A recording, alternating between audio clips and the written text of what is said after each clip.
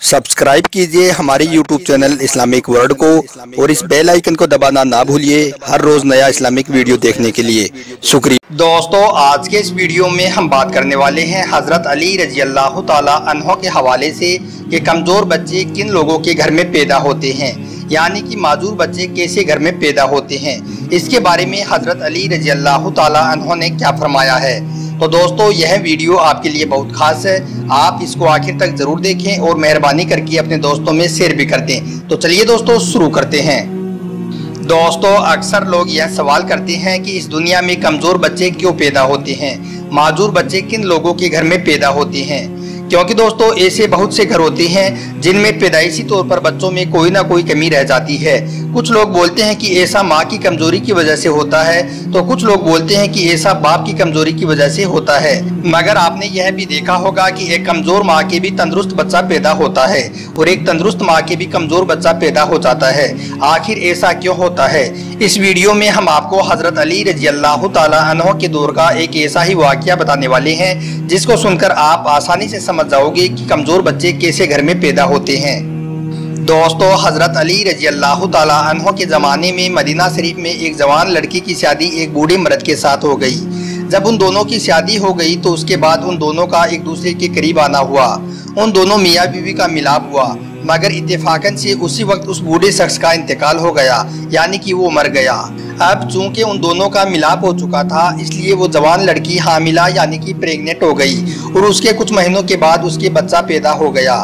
जब उसके बच्चा पैदा हो गया तो अब यह सवाल उठने लग गया था कि वह बूढ़ा शख्स तो शादी के वक्त ही इंतकाल कर गया था, फिर आखिर यह बच्चा कैसे पैदा हुआ, यह बच्चा किसी और का है। दोस्तों, उस बूढ़े शख्स की पहले से भी एक शादी हो चुकी थी और उस पहली वाली बीवी से भी उसकी औलाद मौजूद थी। अब उस पहली वाली बीवी के बेटे ने अपनी सौतेली माँ पर यह इल्ज़ाम लगाना शुरू कर दिया कि इस खातून ने जिना किया है और ये बच्चा हमारे बाप का नहीं है, यह बच्चा उस मर्द का है जिसके साथ इसने जिना किया है। दोस्तों, इल्ज़ाम लगाने की शायद एक यह भी वजह हो सकती थी कि पहले वाला बेटा यह नहीं चाहता था कि उसकी विरासत में वो हिस्सेदार बने या फिर इसको दुनिया वाले उसका भाई बोले, इसलिए उसने अपनी सौतेली माँ पर इल्ज़ाम लगाना शुरू कर दिया कि यह बच्चा हमारे बाप की औलाद नहीं है, हमारा बाप तो शादी के वक्त ही इंतकाल कर गया था। दोस्तों, अब ये मामला हज़रत उमर रज़ी अल्लाह ताला अन्हो की बारगाह में पेश किया गया और उस पहले वाले बेटे ने अपनी सौतेली माँ पर यह इल्ज़ाम लगाना शुरू कर दिया और कहने लगा, या अमीरुल मोमिनीन, मेरा बाप तो शादी के वक्त ही इंतकाल कर गया था, इसलिए यह बच्चा मेरे बाप का नहीं है, यह बच्चा जिना के नतीजे में पैदा हुआ है, इसलिए मैं इस बच्चे को अपना भाई तस्लीम नहीं करता हूँ। दोस्तों, उस पहले वाले बेटे ने अपने साथ कुछ गवाहों को भी रखा था, यानी कि अपने साथ गवाहों को भी साथ लेकर वो गया था। उन्होंने भी यही कहा कि वो शख्स तो शादी के वक्त ही गुजर गया था। यह सुनकर हजरत उमर रजी अल्लाह ताला अन्हो को लगने लगा था कि यह औरत वाकई में कसूरवार है, क्योंकि सब इस औरत के खिलाफ बोल रहे थे। दोस्तों, सबकी बातों को सुनने के बाद हजरत उमर रजी अल्लाह ताला अन्हो फैसला सुनाने ही वाले थे कि इतने में हजरत अली रजी अल्लाह ताला अन्हो का वहाँ से गुजर हुआ। आपने देखा कि हजरत उमर की बारगाह में कुछ लोग मौजूद हैं। आप वहां गए और आपने उस बेटे से सवाल किया कि आपके बाप की शादी इस औरत के साथ कब हुई, कितने अरसे तक यह दोनों साथ में रहे, और आप जिस बच्चे पर यह इल्ज़ाम लगा रहे हो कि वह जिना की वजह से पैदा हुआ है, वो बच्चा कहाँ पर है, क्या तुम मुझको उस बच्चे को दिखा सकते हो। यह सुनकर उस पहले वाले बेटे ने कहा, या हजरत अली, बिल्कुल मैं आपको वह बच्चा दिखा सकता हूँ, मगर वो बच्चा अभी हमारे साथ नहीं है। तो फिर हजरत अली रजी अल्लाह ताला अन्हो ने फरमाया, अच्छा तो ठीक है, तुम कल उस बच्चे को लेकर आना, कल इस मुकदमे का फैसला सुनाया जाएगा। दोस्तों, उसके बाद दिन गुजर गया। वो शख्स उस बच्चे को लेकर दूसरे दिन हजरत अली की बारगाह में हाजिर हुआ और अदब के साथ कहने लगा, या हजरत अली, यही है वो बच्चा। बच्चे को देखकर हजरत अली ने फरमाया, अभी फैसला कर देता हूँ। उसके बाद आपने देखा कि वहीं पर उस बच्चे की उम्र के कुछ और भी बच्चे खेल रहे थे। आपने उस बच्चे की दोस्ती उन दूसरे बच्चों के साथ करवा दी। थोड़ी देर में सब बच्चे आपस में घुल मिल गए और सब एक साथ उछलने कूदने लगे, जैसा कि बच्चों की फितरत में होता है।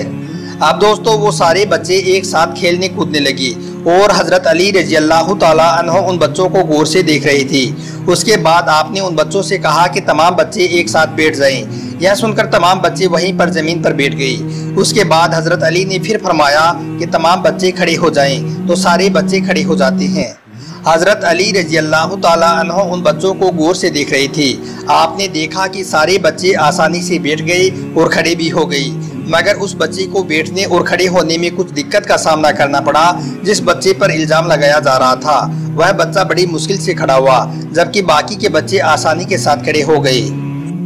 उसके बाद हजरत अली रजी अल्लाह ताला अन्हो ने अपना फैसला सुनाया। आपने फरमाया कि क्या ये वही बच्चा है जिस पर इल्ज़ाम लगाया जा रहा है? तो सबने कहा कि हाँ या अली, ये वही बच्चा है। तो फिर आपने फरमाया कि फिर ये बच्चा उसी बूढ़े मर्द का बच्चा है, यही किसी और मर्द का बच्चा नहीं है, क्योंकि इस बच्चे का बाप बूढ़ा था, इसलिए इसमें कुछ कमजोरी नजर आ रही है, इसलिए इसको कुछ दिक्कत हो रही है, और बाकी के बच्चे जवान मर्द के बच्चे हैं, इसलिए उनको उठने बैठने में कोई परेशानी नहीं हो रही है। तो दोस्तों, इस बात से हमें यह पता चलता है कि जब शादी उस उम्र में होती है जब हम जवान नहीं बुढ़ापे में चले जाते हैं, तो फिर इस बात का असर बच्चों पर भी दिखाई देता है और ऐसे घर में बच्चे कमजोर पैदा होते हैं।